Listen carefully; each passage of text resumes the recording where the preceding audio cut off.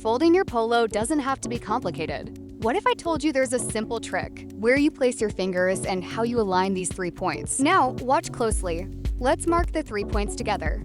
Polo flat, pinch the halfway point with one hand and shoulder point with other hand.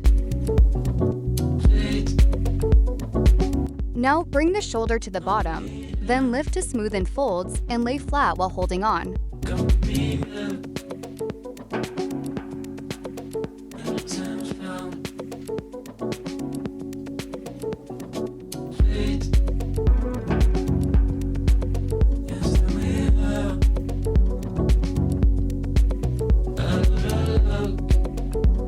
Neatly fold in the other arm.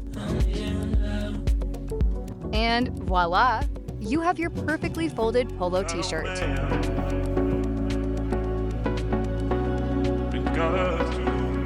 You can fold further if you want. Would you try? Leave a comment. Save this post. Share and subscribe so you don't miss my next tutorial.